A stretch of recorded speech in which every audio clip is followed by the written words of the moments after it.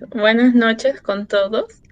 El caso clínico que voy a presentar el día de hoy es un tema respecto a gastroenterología. Yo soy médico residente de primer año de gastroenterología, Rosángel Morales.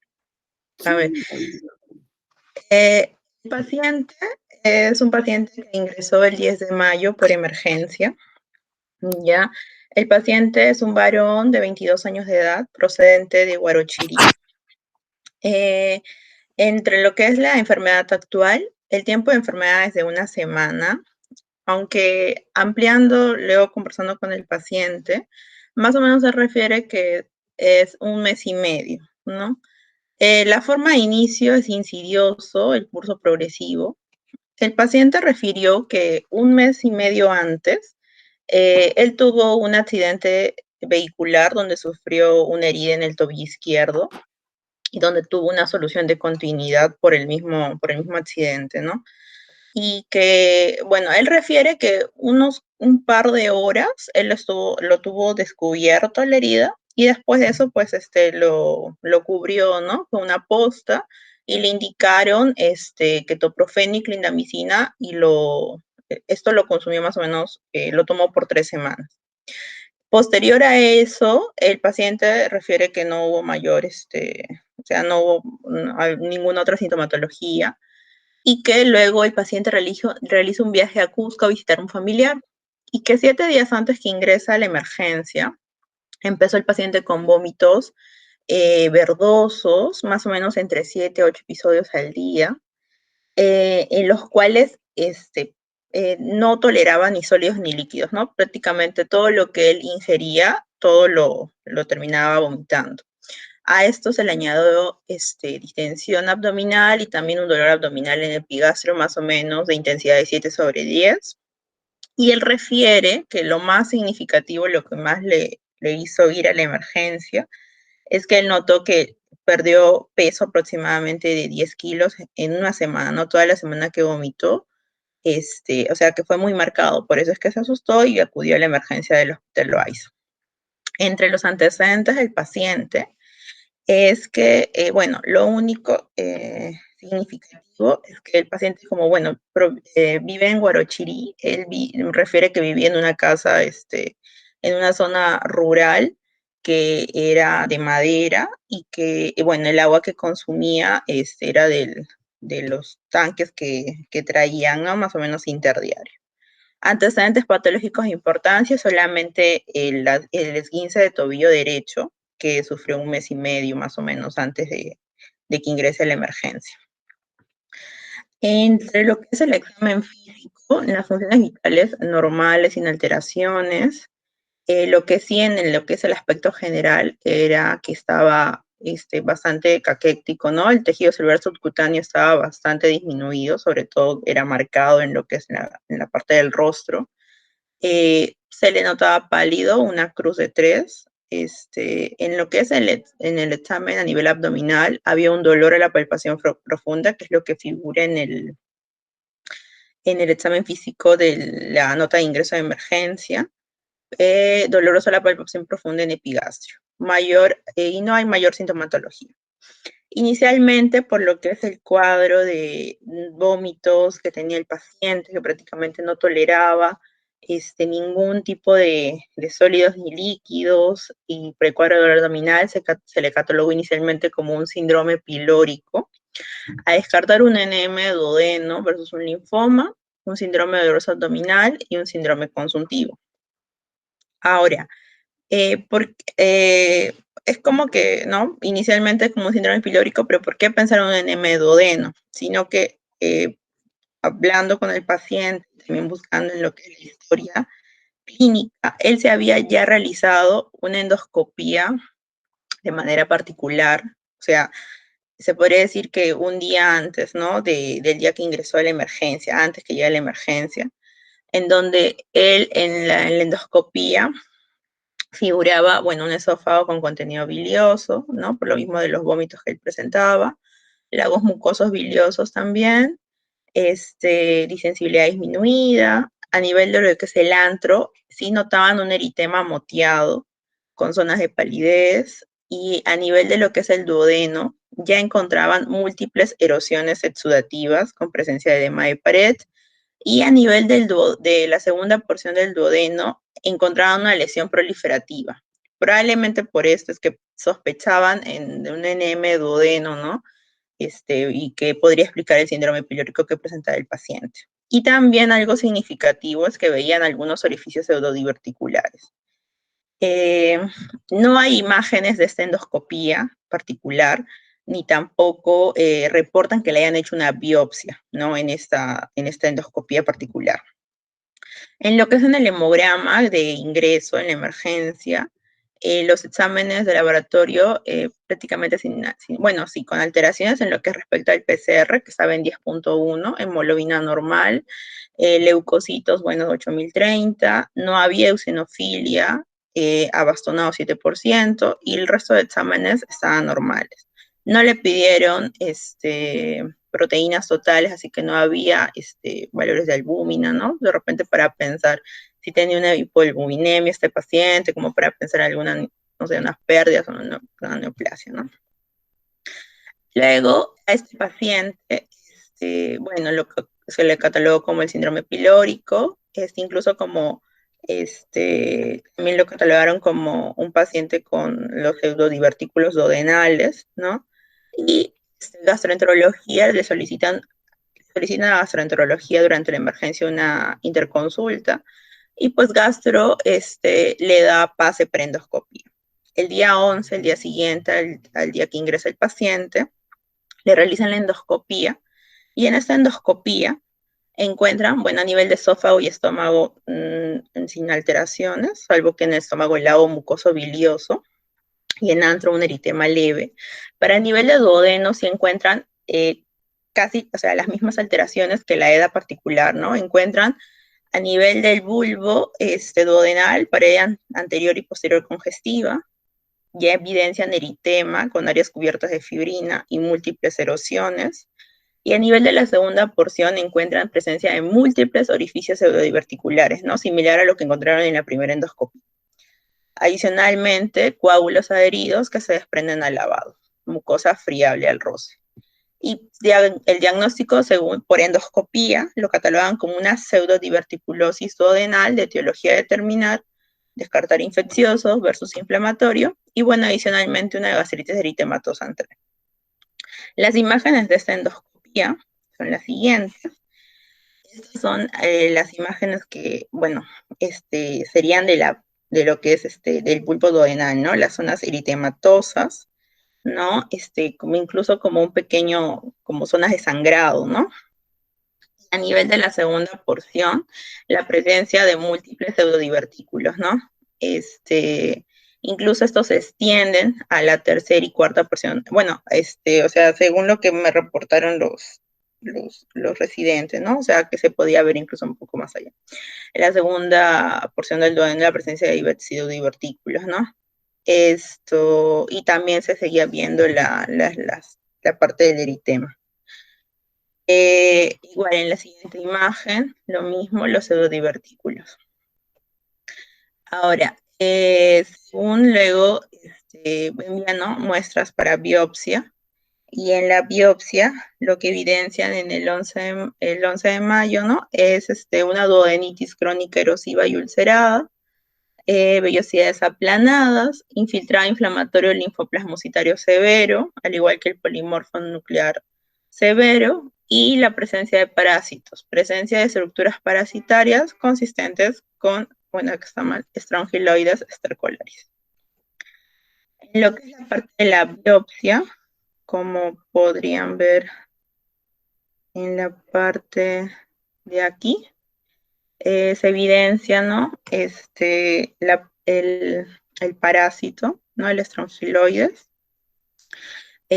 También se ve infiltrado inflamatorio, y luego en otra toma de la lámina se evidencian diferentes imágenes del parásito.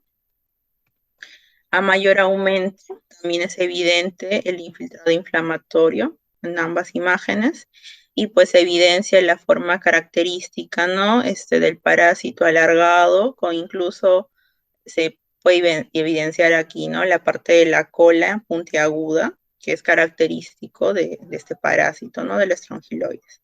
Aquí también estas imágenes, y igual, ¿no? A mayor aumento, todas estas zonas que señalo serían las zonas del parásito, ¿no? El estrongiloides. Y bueno, igual aquí, ¿no? Ya. Sobre la parte teórica del estrongiloides, el estrongiloides estercolaris es un gusano, ¿no? Un nemátodo que es endémico de áreas rurales, tanto de zonas tropicales y subtropicales a nivel mundial. A nivel mundial tiene una prevalencia del 25%, que está más presente sobre todo en países en vías de desarrollo y, bueno, países subdesarrollados.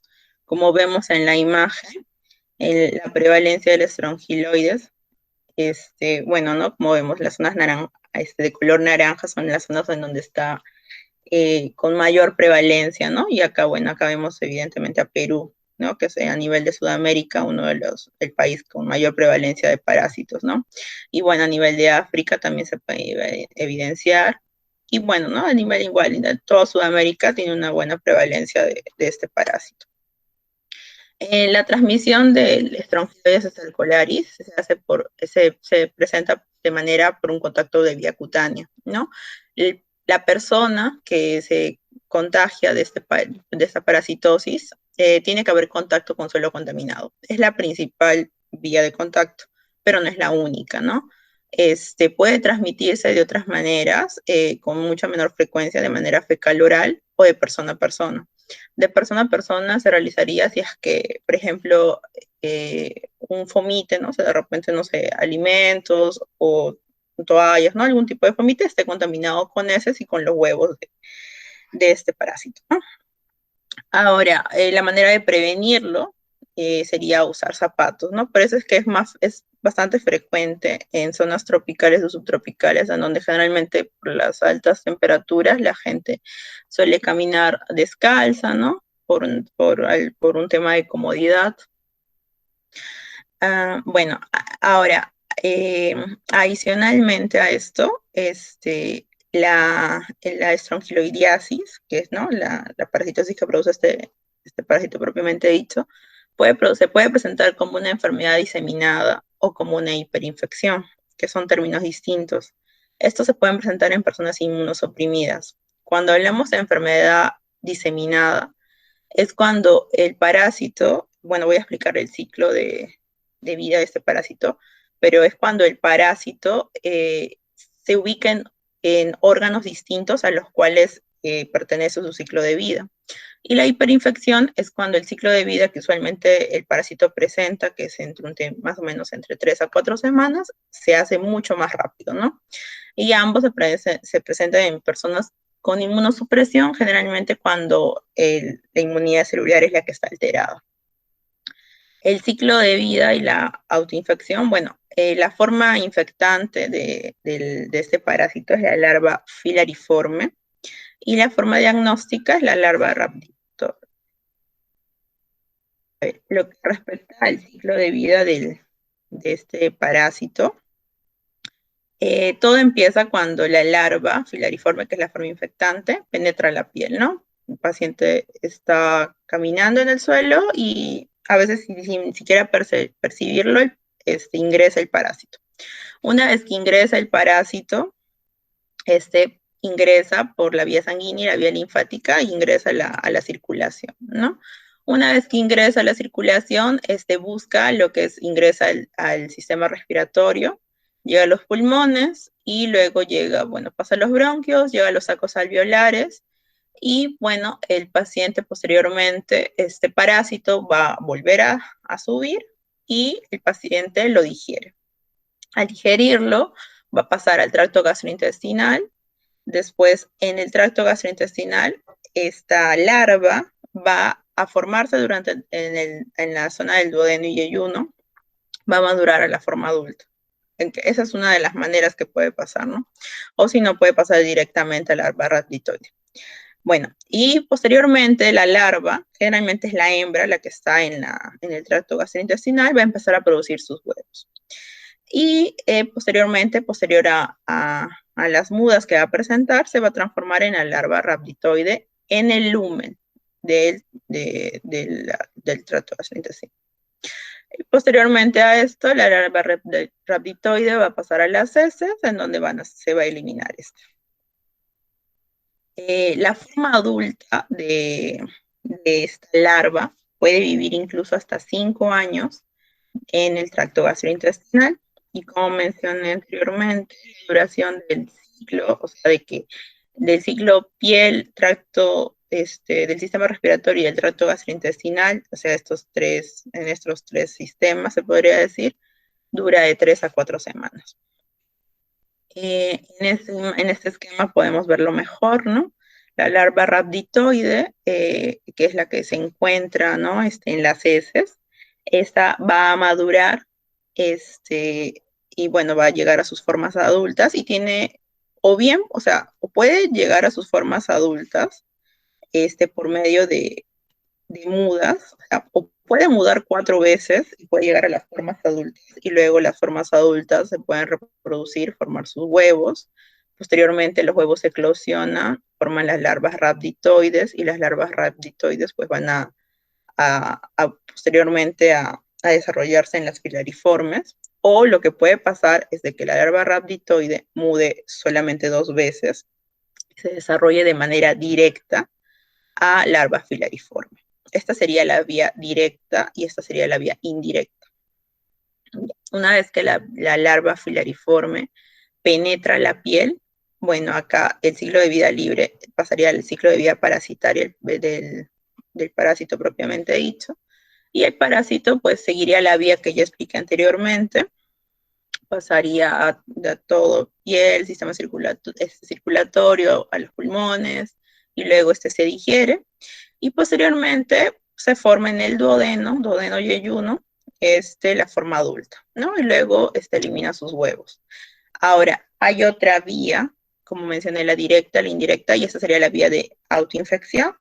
En la forma de autoinfección, lo que ocurre es de que esta larva rhabditoide que ya se eliminó en las heces pueda directamente en el intestino o salir y penetrar la mucosa perianal y transformarse directamente a larva filariforme, ¿no? O sea, es como que de una manera mucho más rápida, sin esperar todo el ciclo, nuevamente seguir reproduciéndose dentro del humano. Ahora igual, ¿no? Este esquema vemos exactamente lo mismo, ¿no? La larva o puede, una vez que, bueno, en su ciclo de vida libre, o puede hacer una vía directa o una vía indirecta, ¿no? Luego esta larva filariforme que es la infectante, como ya vimos acá, pasa todo lo que es la piel, la tráquea, faringe y se la deglute. La forma de infección, como les mencioné, es la larva rhabditoide, va a pasar directamente a la larva filariforme, y como mencioné, o bien penetra la mucosa intestinal, que se llamaría una autoinfección interna, o pasaría directamente por la piel perianal, ¿no? Sería una autoinfección externa. Y luego seguiría el resto de la vía. Ahora, además que, bueno, como ya mencioné, esta infección suele presentarse en personas con inmunidad celular disminuida. Hay factores que van a acelerar más esta autoinfección, ¿no? Sobre todo pacientes que ya sufran de constipación, de diverticulosis o de uso de corticoides o inmunosupresores. Ahora, los factores de riesgo de esta enfermedad severa, como lo mencioné, la inmunidad celular puede estar alterada, y sobre todo en lo que se ha visto, la estrangiloidiasis o sea, se presenta más en pacientes que tengan infección por HTLV1, mucho más incluso que pacientes que tengan HIV-Sida o algún otro tipo de neoplasias, ¿no? El HTLV1 está a la cabeza. Luego, bueno, también pacientes que tengan infección por HIV, neoplasias, hipogamma, inmunodeficiencias congénitas, malnutridos.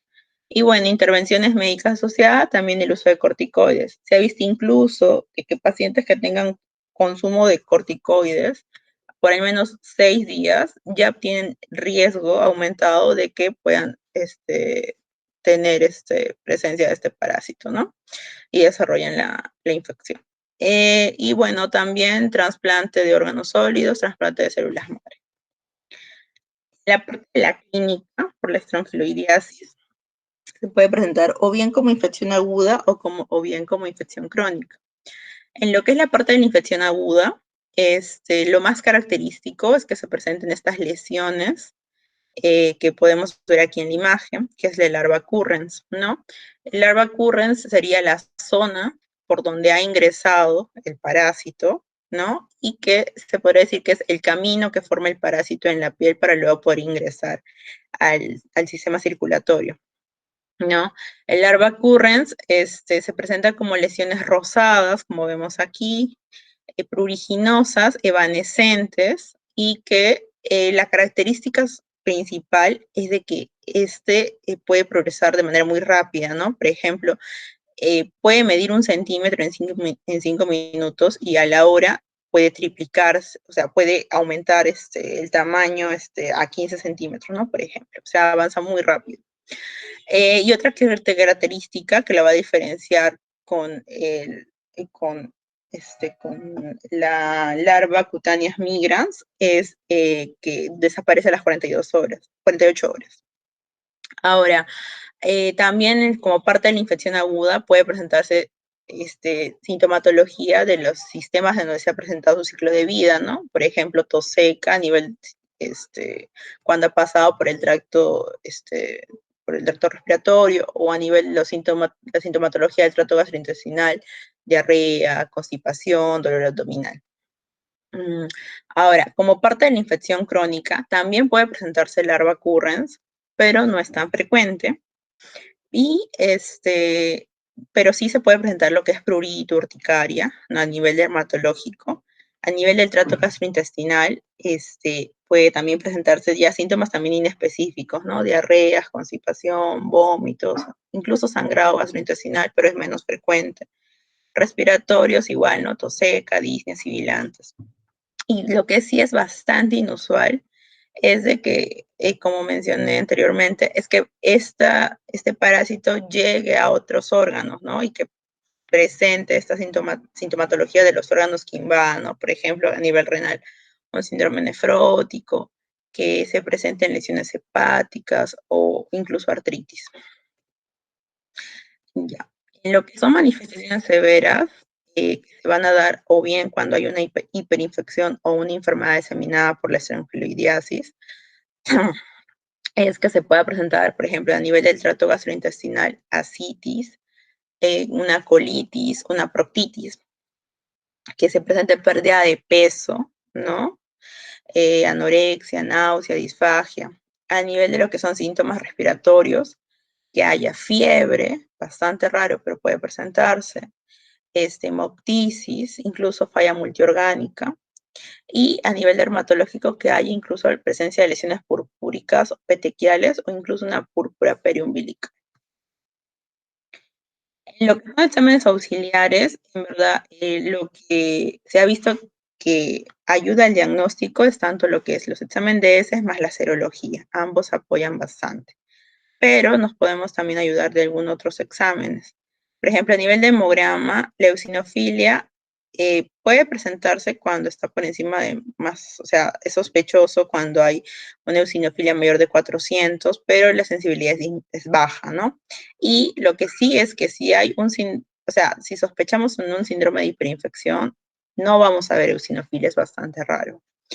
En lo que es la endoscopía, como ya lo vimos en el caso clínico que presenté del paciente, a nivel de duodeno pueden presentarse los orificios eritematosos o los pseudodivertículos que se han visto, hemorragias subepiteliales, edema, y también pueden presentarse lesiones a nivel de colon o estómago. A nivel de colon puede verse también edema, úlceras, lesiones tipo santomas, pérdida de patrón vascular. En el estómago pueden también verse erosiones de la mucosa o engrosamiento de pliegues. En lo que es la biopsia, que es lo que también vimos en el caso de este paciente, es que se van a ver los parásitos, pero a nivel de lo que son las glándulas, ¿no? Que es como lo que vimos anteriormente. Se pueden ver en las glándulas o en las criptas, hay glándulas de duodeno en las criptas gástricas. Se puede ver un infiltrado eosinofílico y también pues se ve en la presencia de las larvas, ¿no? Como vimos en las biopsias de este paciente, en donde las colas puntiagudas es bastante sugerente de estrongiloides y que esto se vea dentro de las glándulas. Y también se puede ver edemas o úlceras. El examen de heces, como mencioné, con la serología son los que realmente son los que más van a ayudar en el apoyo diagnóstico de la estrongiloidiasis, aunque el examen de heces por sí solo tiene una sensibilidad muy baja, menor del 50%, ¿no? Para poder detectarlo, siguiendo, ¿no?, la teoría, tendríamos que detectar la larva, o sea, los huevos de este parásito 3 a 4 semanas después de que se vio las lesiones dérmicas, ¿no? Entonces, tal vez si nosotros vemos las lesiones dérmicas, hoy, o sea, sería bastante raro, o sea, no nos ayudaría el examen de ese, pues no tendríamos que esperar que complete el ciclo. En lo que es la serología, ayuda sobre todo también a pacientes en donde se vea más que todo la clínica respiratoria y dermatológica y no la gastrointestinal. Su sensibilidad sí es mucho más alta, de 89 a 93%. Tiene un valor predictivo negativo alto. Bueno, este es el parásito, ¿no? Que se ve en lo que es en el examen de heces, la cola puntiaguda característica. En lo que es el diagnóstico diferencial de la estrongiloidiasis, lo que nos podría hacer confundir, por ejemplo, si es que pensamos en una estrongiloidiasis no complicada, es la infección por otro parásito que sería el Ascaris, ¿no? Este Ascaris, incluso ambos pueden presentarse, pero y este también tiene, ¿no?, los síntomas, los sintomatología gastrointestinal inespecífica, incluso la sintomatología pulmonar, pero incluso también puede presentarse con la eosinofila. Entonces, ¿no?, aquí lo que apoyaría sería el examen de heces para distinguir al parásito.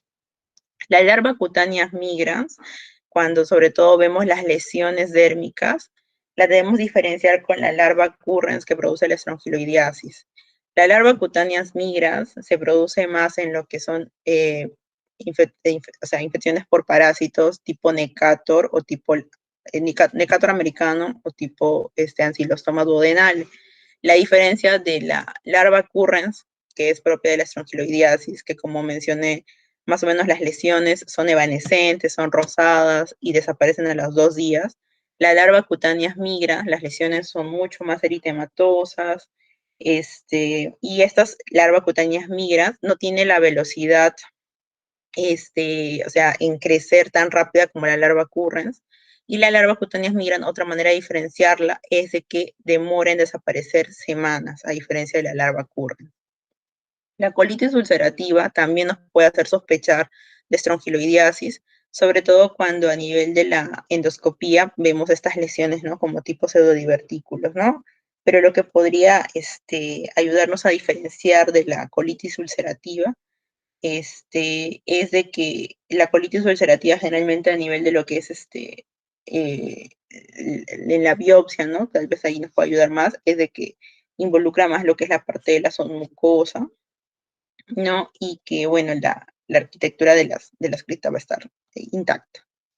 En la parte de lo que es la estrongiloidiasis complicada, lo que deberíamos hacer diagnóstico diferencial son los parásitos que producen el síndrome de Loeffler, que también aquí está el ancilostoma, el Necator americano, ¿no?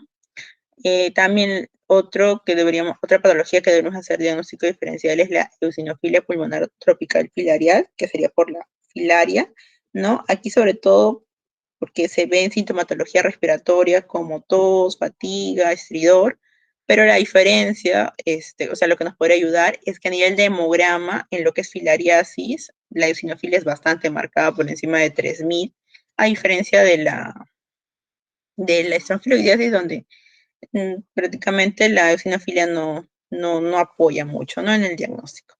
Y meningitis meningocócica bastante, mucho más alejada, sobre todo cuando se presentan sintomatología neurológica o cuando, por ejemplo, puede haber lesiones dérmicas, ¿no? Tipo púrpuras o petequiales, pero lo que va a ayudar aquí, pues, es la punción lumbar, ¿no? En lo que es el tratamiento de la estrongiloidiasis es la bastante conocida hoy en día, la ivermectina, ¿no? Tanto en infección no complicada como enfermedad severa, la ivermectina es la que va a hacer el manejo para estos pacientes. Si es un paciente inmunocompetente, se le da 1 a 2 dosis, 200 microgramos kilo día, por 1 a 2 días como máximo. Si es inmunosuprimido, se puede duplicar la dosis a 4 dosis, igual por 2 días, pero sí se recomienda repetir esta misma dosis en 2 semanas. En pacientes que tengan enfermedad severa, o sea, que tengan hiperinfección o enfermedad diseminada, se menciona, según la literatura, que la ivermectina debe darse hasta que los síntomas mejoren y hasta que el examen de ese sea negativo por al menos 2 semanas. Y luego que después de que, o sea, después de terminar este ciclo, se dé 1 vez al mes por al menos 6 meses. Eso sería todo respecto a lo que es estrongiloidiasis, el caso del que presentó hoy. Muy bien, muchas gracias, Rosángel. No sé si hay alguna consulta, comentario por parte de los doctores. Sí, Emanuel, ¿cómo está? Buenas noches a todos. ¿Qué tal, maestro? Rosángel, una inquietud, no solamente para ti, sino para todo el grupo, estamos comentando. En la primera observación, dirías yo, o en todo caso una aclaración, quisiera que de tu parte. Las lesiones o el accidente que tuvo no tiene nada que ver con la enfermedad actual, al parecer. No, sino Dos, que... a ver si después nos aclaras un poco en eso. La segunda observación que tengo es que no es usual, no es absoluto tampoco algunas cosas en medicina, que un paciente que tenga una estranguloidiasis con tanta severidad como se ha presentado aquí, con baja de peso y un síndrome prácticamente consultivo, de acuerdo a lo que has informado y has presentado, el paciente tenga tan buena hemoglobina. Una de las características justamente de la estrongiloidesis y en general la parasitosis, pero preferentemente por la estrongiloidesis es la anemia. Y la otra es que, bueno, yo no tengo ninguna autoridad para decirlo eso, pero esas lesiones que se hablan de pseudodivertículos, no sé si podrías aclarar el término. Realmente yo no podría refutar nada, como te repito, porque no soy el especialista, pero ¿eran úlceras o eran pseudodivertículos? Porque si son lesiones erosivas, son erosiones o son úlceras, ¿no? No tengo la idea clara a qué se le conoce o a qué califican ustedes en endoscopía como pseudodivertículos. Y la otra pregunta que quisiera que nos ilustres también es, las fotografías que has mostrado de la endoscopía duodenal, ¿son del paciente? Y otra por ahí también. El paciente, aparentemente, el accidente es acá en Lima o es en otra parte. ¿Y de dónde viene y dónde vive el paciente? Ya. A ver, respecto, doctora, a la pregunta del accidente, claro, el paciente lo que refiere es eso, ¿no? De que él, o sea, viene principalmente porque una semana antes empezó con vómitos, biliosos, que no toleraba nada. Y, o sea, cuando se le pregunta, ¿no? Si es que ha habido algo más, ¿no? Alguna otra cosa, si de repente, no sé, eh, o sea, andaba descalzo, ¿no? O sea, él dice que no andaba descalzo. Si o sea, se le preguntó si presentó alguna otra cosa o si sufre alguna enfermedad, refiere que no.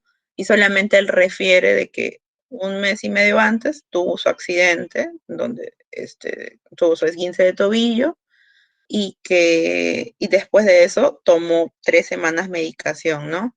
Él, o sea, le indicaron por unos días, pero él se automedicó por 3 semanas con clindamicina y ketoprofeno.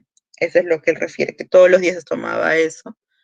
Y que o sea, un par de días antes de que empiece los vómitos, él va a Cusco a visitar a un familiar, y cuando va a visitar al familiar, come, o sea, empieza a comer platos típicos de ahí, desde la zona de Cusco, y que 2 días después empieza con toda esta clínica de una semana antes de empezar a vomitar. Para esto, esta semana antes, él ya había vuelto de Cusco, ya había vuelto o sea, a Huarochirí, ¿no? A Lima. Y entonces de ahí, como él ha estado con esa sintomatología, él acude a una posta, y la posta le dicen que no, que como está así, mejor que se venga acá a Lima, a Loaiza. Ese es uno. Sí, ¿no? O sea, es como que el accidente como que no cuadra o sea, con lo característico que se presenta en la clínica de la estrongiloidiasis, pero es lo único, o sea, como que llamativo de la historia del paciente. Él dice que vive en Huarochirí y vive en una casa, o sea, vive en una zona rural. Su casa es una casa de material de madera, no madera con triple A. Según él, no camina descalzo, él trabaja ya como taxista, me mencionó. Y bueno, eso sería bueno, es lo respecto a la pregunta del accidente. Respecto a lo que es de la anemia, bueno, el paciente, como mencioné, ¿no? Tenía una hemoglobina de 15 más o menos, y o sea, no le volvieron a tomar mayores controles, porque le dieron, una vez que salió la biopsia del resultado, porque, o sea, le hicieron la endoscopía el día 11, un día después que ingresó a la emergencia, y al par de días lo pasan a pabellón, y en pabellón, o sea, los residentes de gastroenterología comunican verbalmente al asistente que habían encontrado el estrongiloides. Entonces, por esta razón, le empiezan la ivermectina, ellos le dan 4 días de ivermectina al paciente, y hasta el cuarto, o sea, yo lo fui a ver al paciente al quinto día, ya le habían completado las 4 dosis de la ivermectina, y no le habían pedido nuevos exámenes, ¿no? Solamente los de emergencia, lo que sí, o sea, le habían pedido una radiografía de tórax donde no había mayores alteraciones, que bueno, no le puede tomar una fotografía, y mayor cosa no. Incluso ya estaban pensando en darle un alta pronto.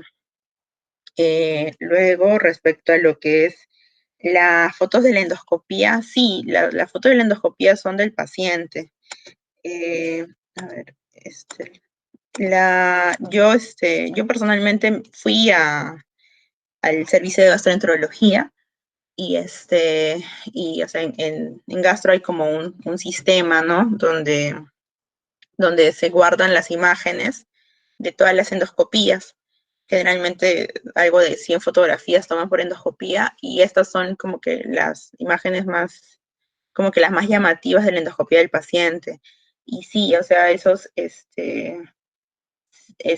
lesiones como pseudodivertículos, sí son del paciente. Yo incluso conversé con uno de los asistentes que estaba allí, y él, como que le pedí que me explicara más o menos, ¿no? Porque tampoco no entendía muy bien. Y lo que él me refiere es de que estas lesiones, o sea, que si uno por endoscopía ve ese tipo de lesiones a nivel de duodeno, o puede pensar en estrongiloides, o un poco más alejado, tal vez en una enfermedad inflamatoria, tal vez en un Crohn, ¿no? Mucho más alejado, una colitis, ¿no? O sea, podría pensar en colitis si ese tipo de lesiones como pseudodivertículos la encontrara en colon, pues, ¿no? O sea, se podría decir casi característico ver por endoscopía esas lesiones como pseudodivertículos. Y como lo que me preguntó también, o sea, ¿a qué se le llama pseudodivertículos? Bueno, lo que encontré era que eran como que, o sea, una definición que encontré era que, o sea, son como ductos, o sea, dilatados, ¿no? O sea, es como que se podría decir que un empuje que se produce de la pared, ¿no? Pero no, o sea, no de todas no todas las capas de la pared o sea, por ejemplo, en este caso del en este duodeno. caso el duodeno del intestino. Ujú, Bien, del hija, intestino. y hay algo que me parece, salvo error u omisión que no lo haya escuchado por ahí, el paciente o al paciente, después del diagnóstico de estrongiloidiasis que le hacen, se le hace un descarte de inmunosupresión o alguna enfermedad de inmunosupresión, Al paciente. porque por lo que me refieres no tiene tratamiento inmunosupresor, entonces tendría que tener una enfermedad inmunodeficiente, que no Bueno, necesariamente debe presentarse, pero ya que estamos hablando de ello, y me llama la atención porque un paciente de Guarochirí, joven, muy joven, 22 años, creo yo les conté una oportunidad de una chica de Los Olivos también, de 21, 22 años, y la señora falleció, por eso me llama la atención y algo comentábamos también con Emanuel. Esta es estrongiloidiasis realmente, ya que tú eres residente de gastro, ¿verdad? sí, sí, Hay que doctor. tener mucho cuidado porque el paciente se puede perder. En infestaciones al menos no son pocos los casos que hemos visto ahí en el OAISA, como te repito, y también en otros hospitales cuando hemos trabajado en otros lugares. Hemos visto fallecimientos y podemos asegurar después del estudio necropsia con nosotros de que se debe a la estrongiloidiasis. ¿Ah? Y es realmente muy, muy agresivo. Por eso no sé si es que se le hizo o yo no lo escuché el descarte de inmunosupresión. Eh, el doctor, como le menciono, al paciente solamente le habían pedido al ingreso en emergencia la serología, ¿no? Contra el HIV, y bueno, o sea, había salido no reactivo. O sea, yo conversé con los residentes a cargo y no estaba en el plan pedirle mayores, mayores estudios. Simplemente completaron los 4 días con la ivermectina. Como el paciente ya no tenía la sintomatología. Ok, hija. Ok, de todas maneras, interesante la revisión y como verán ustedes, este paciente, si es de Guarochirí y no tiene viajes a zonas tropicales más sospechosas en nuestro país, y la actividad al parecer no es de él, de labriego, no es campesino, tendría una vida citadina, sin embargo, hay riesgo, lógicamente, como comentábamos en algún momento también, hace una semana quizá, de la migración y la frecuencia que hay con que se viaja a veces a diferentes lugares y a veces de repente ni se acuerda. Él como su trabajo es de chofer, como dije, usted tiene mucho contacto con gente de repente y por ahí puede haber venido el contacto. Salvo que hay algún dato que el paciente no lo haya dicho. Muy bien, de todas maneras, es un caso muy ilustrativo. Creo que nunca te vas a olvidar de estrongiloidiasis tú. Para que veas cómo te repito, una doctora que debe estar ahí de asistente, creo que se quedó en un momento. Yo le dije que anda, vaya a ver, doctora, a esta paciente, porque no hace que se muera, porque era increíble la cantidad de gusanos que veíamos nosotros, pero claro, en un segmento mayor de intestino, que le habían operado por una suboclusión intestinal, que era una hemorragia. Y coincidentemente la paciente falleció y falleció el día anterior a cuando ella iba a presentar el caso. Muy bien. Muy Manuel, bien, tú eres el dueño de tenemos, la pelota. tenemos un siguiente caso de la doctora Silvia de anatomía patológica. A ver, Silvia, ¿estás por ahí? Silvia, Sí, a ver, a buenas ver. noches, ¿comparto? Sí, por favor.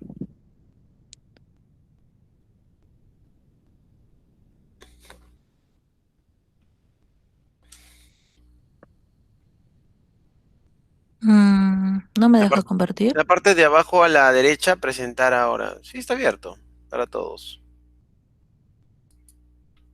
Abajo a la derecha donde dice presentar ahora y le das a Ujú. toda la pantalla. Mm, a ver un ratito. Ah, ya.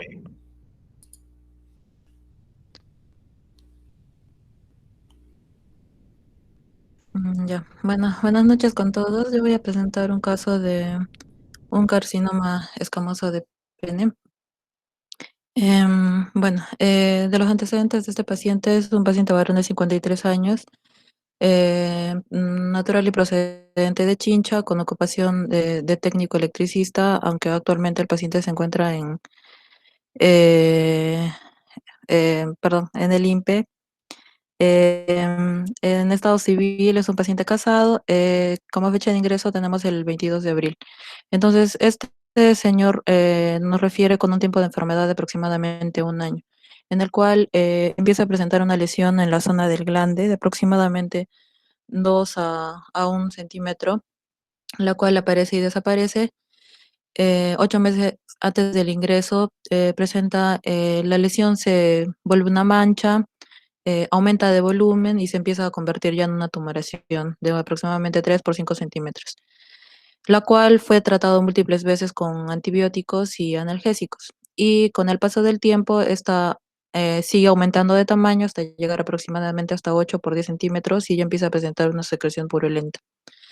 Entonces, este paciente es traído por emergencia por personal del INPE, refiriendo que 4 días antes del ingreso presenta un dolor intenso en la zona del pene, hematuria y sensación de alza térmica.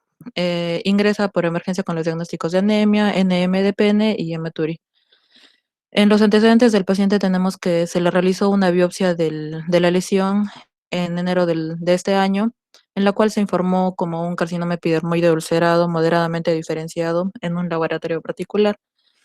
Y también cuenta con una tomografía, la cual es informada como una masa sólida heterogénea a nivel de glande, según la descripción, en relación a proceso neoformativo, además asociada a adenopatías inguinales bilaterales de aspecto secundario, y se sugiere ampliación de estudios por resonancia magnética para mejor caracterización. Además, también agregado una hipertrofia prostática de grado 2, por lo cual se decide hacer una cirugía y se le realiza una penectomía total el 5 de mayo. Entonces, al servicio de anatomía patológica llega esta muestra, que es un producto de una penectomía total que mide de 13 por 7 por 8 centímetros y que presenta una tumoración en la zona distal del pene de aproximadamente 8 por 7 por 6 centímetros, con superficie de aspecto rugoso, verrucoso, necrótico, como podemos ver en la imagen, ocupando casi ya hasta el tercio medio de la pieza quirúrgica. Y ya al corte de esta pieza, podemos ver que la lesión presenta bastantes áreas necróticas, ¿no? Y infiltra todo lo que es el glande e incluso llega hasta lo que es los cuerpos cavernosos. Como podemos ver acá, apenas cortada la pieza quirúrgica. Entonces, en la micro, lo que se podía observar es una, bueno, ya una neoplasia caracterizada por células escamosas, de aspecto atípico, como podemos ver en la imagen, a mayor aumento. Podemos ver esta distribución un poco como en islas, irregular. Ya a menor aumento también podemos ver ya los núcleos un poco en algunas áreas hipercromáticas de diferentes tamaños. Incluso también se puede ver algunas zonas con mitosis, ya bastante pleomórficas, ¿no? Las células. Y también podemos ver cómo está infiltrando lo que son los cuerpos, perdón, el cuerpo esponjoso y ya invadiendo lo que son los vasos, ¿no? Entonces, en el informe de anatomía patológica se da como resultado por el CAP, como procedimiento, apendicectomía total, el prepucio presente, el sitio tumoral está tanto en glande como prepucio, el tamaño del tumor es de 8 por 7 por 6 centímetros, la focalidad del tumor es unifocal, solo está en la zona distal, abarcando todo lo que es el glande prepucio. Características macroscópicas, como hemos visto, es de un aspecto verruciforme. En el tipo histológico es un carcinoma escamoso, en el grado histológico moderadamente diferenciado.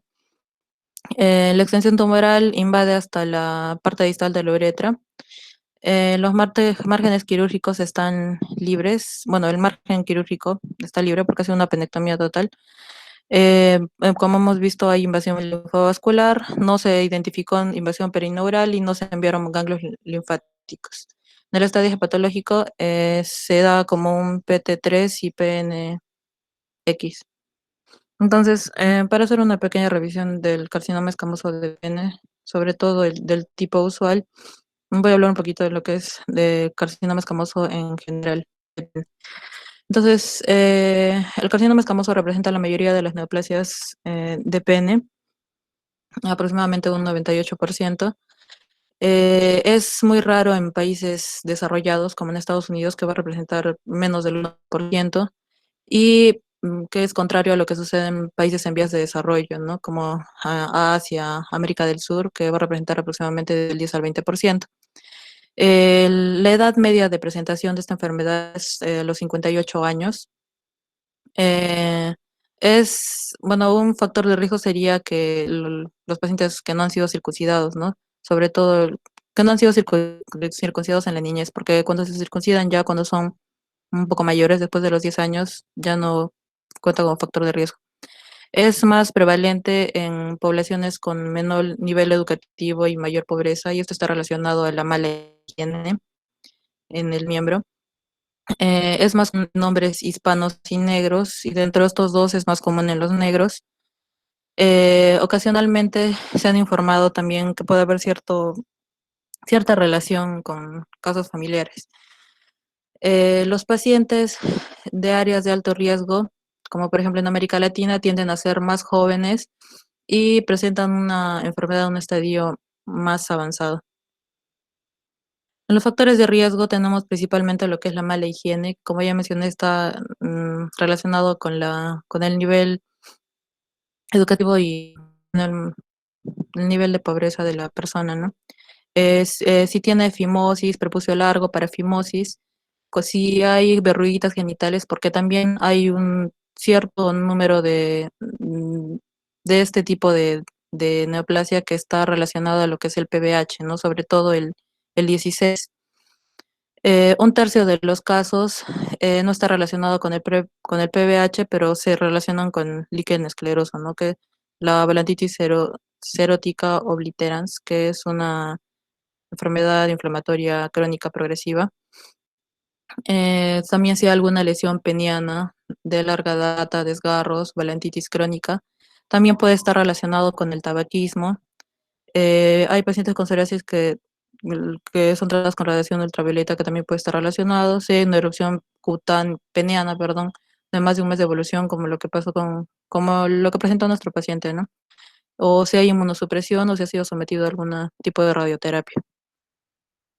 Entonces, según la clasificación de la OMS, hablando de carcinomas escamosos de pene, lo va a dividir en dos grandes grupos. Uno es los que no están relacionados con el PBH y el otro grupo los que están relacionados con PBH.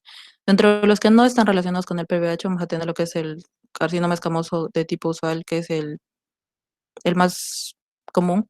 Después vamos a tener carcinoma pseudohiperplásico, que va a ser multifocal y generalmente se va a presentar en pacientes mayores, ¿no? Generalmente mayor de 60 a 65 años. El carcinoma pseudoglandular, el carcinoma verrucoso, que va a tener dos variantes, el puramente verrucoso y el cuniculatum. El puramente verrucoso, que como vemos en la imagen, va a presentar a la macro un aspecto verrucoso, como dice el nombre. Y el cunilatum, que va a variar un poco porque va a tener como que un aspecto como de orejas de conejo, sobre todo lo que es la macro. El carcinoma papilar, que bueno, va a tener una característica como tipo de papila, ¿no? El carcinoma de no escamoso, que va a tener tanto componente glandular como escamoso. El carcinoma sarcomatoide, que va a tener componente sarcomatoide y el mixto, ¿no? Dentro de los que no están perdón, dentro de los que sí están relacionados con el PBH, vamos a tener el carcinoma basaloide, que va a tener esa distribución tipo basaloide, como células basales, parecido. Carcinoma verrucoso también, pero en este caso obviamente si está relacionado con el PBH vamos a poder tener características del PBH, ¿no? Como podemos ver en la imagen acá, en esta imagen en la cual podemos ver algunos coilocitos. Y el carcinoma parecido al linfoepitelioma.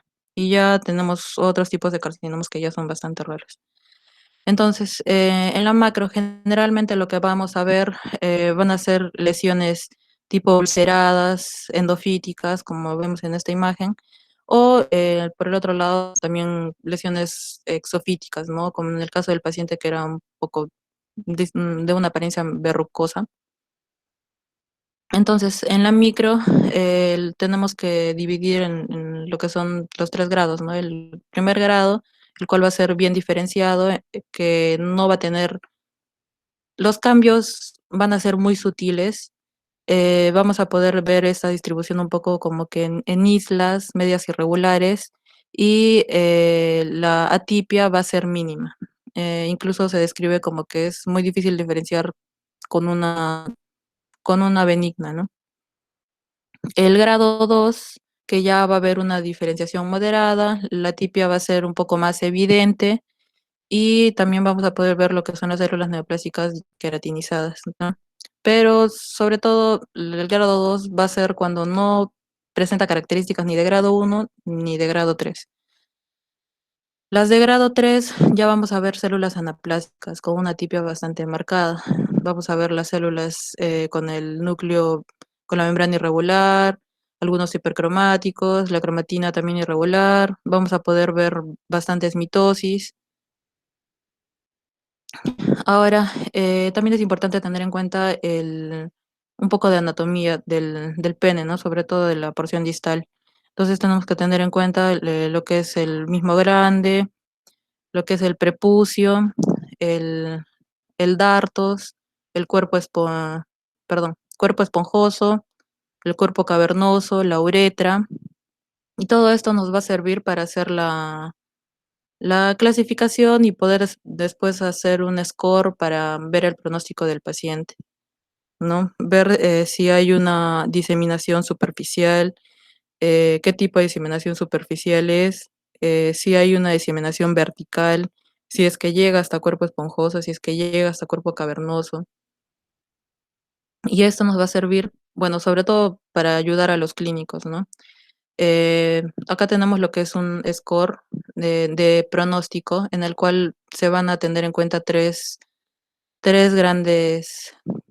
características, 3 áreas, perdón. El grado histológico, si es bien diferenciado, moderadamente diferenciado, pobremente diferenciado. El grado de infiltración, como lo que mencioné, ¿no? Si llega hasta lámina propia, si llega al cuerpo esponjoso, si llega al dartos, si llega a cuerpo cavernoso o si llega a la piel, ¿no? Si hay invasión hasta la piel. Y todo esto nos va a sumar un puntaje y también teniendo en cuenta lo que si hay o no hay invasión perineural. Entonces se hace una sumatoria de estas tres áreas y vamos a tener si el paciente tiene alto riesgo de presentar metástasis, si tiene riesgo intermedio o si tiene riesgo alto de presentar metástasis, ¿no? Generalmente la metástasis es a los ganglios inguinales, entonces hay mucha dificultad para poder hacer una nueva cirugía y extraer estos ganglios porque es una cirugía un poco más complicada, entonces generalmente no se hace y muchas veces cuando el ganglio, por ejemplo, cuando una tomografía se ve un solo ganglio afectado, generalmente se trata de un ganglio reactivo. Entonces hay mucho riesgo para el paciente de volver a realizar una cirugía mayor para extraer simplemente un ganglio reactivo. Por eso se sugiere que se utilice este tipo de scores para decidir si se va a realizar o no la cirugía, ¿no? Entonces, en nuestro caso, lo que tendríamos que informar bien sería sobre todo lo que son los grados y la infiltración y la invasión perineural. Generalmente, cuando hay un riesgo bajo, no se realiza la cirugía. En el riesgo intermedio, se deja a criterio y en el riesgo alto sí se realiza la extracción de los ganglios. Mm, Bueno, hay algo para tener en cuenta también, sobre todo para realizar el informe de acuerdo al CAP, es, por ejemplo, en este caso es cuando se realiza una penectomía parcial, ¿no? Que no vendría a ser lo que se hizo con nuestro paciente, porque en nuestro paciente fue una penectomía total. Pero cuando se realiza una penectomía parcial, para poder informar los bordes, el borde quirúrgico, se tiene que tener en cuenta tres áreas del borde quirúrgico. Primero, si hay extensión, perdón, si hay invasión hacia la piel del eje proximal. O sea, esto incluye lo que es el dartos y la fascia peniana. En segundo lugar, lo que es el cuerpo cavernoso proximal, y esto incluye también lo que es la túnica albuginea. Y en tercer lugar, lo que es la uretra, ¿no? Si hay invasión a la uretra, lo que incluye el cilindro periuretral, dentro de esto la lámina propia, cuerpo esponjoso, su albuginea, y también lo que, bueno, en esa área lo que es la fascia peniana, ¿no? Y bueno, eso sería todo. Gracias. Muchas gracias, Silvia. No sé si hay algún comentario por parte de los doctores.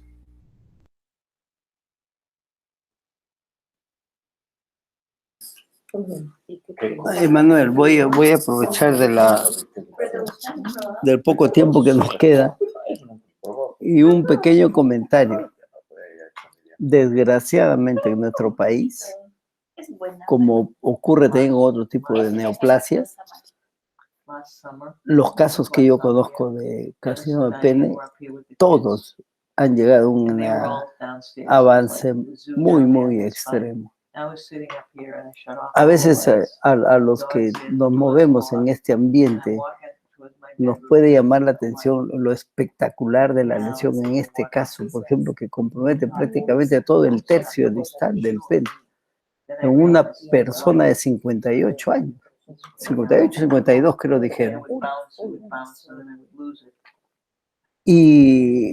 Pero no es raro, ahí en el museo no sé si estará todavía, pero nosotros teníamos guardado un pene de un joven de la zona de Tarapoto, más o menos, por ahí un distrito muy próximo a Tarapoto, que tuvo que hacer una penectomía total y el tipo tenía una lesión muy parecida a la que ustedes han visto ahí.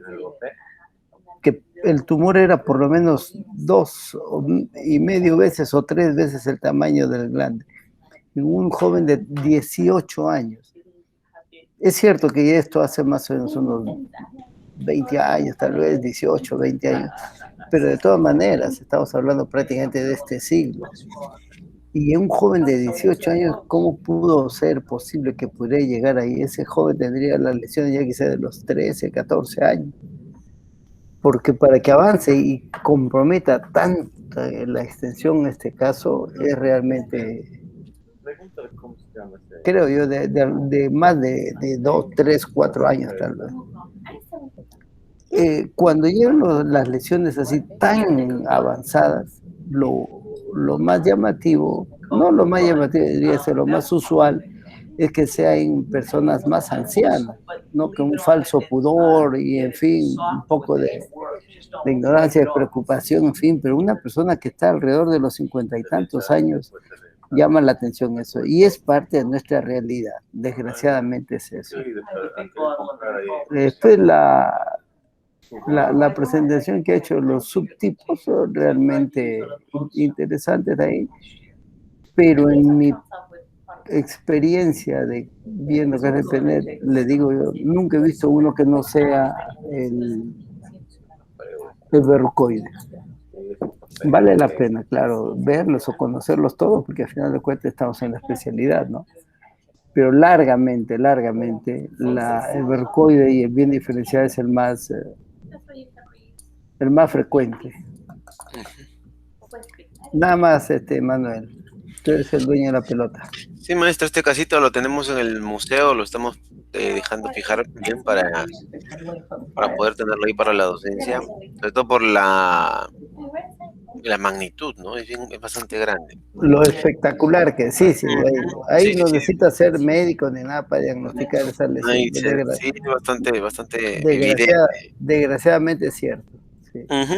Muy bien, estaríamos dando ya por terminada la reunión. Esta es la última reunión del mes.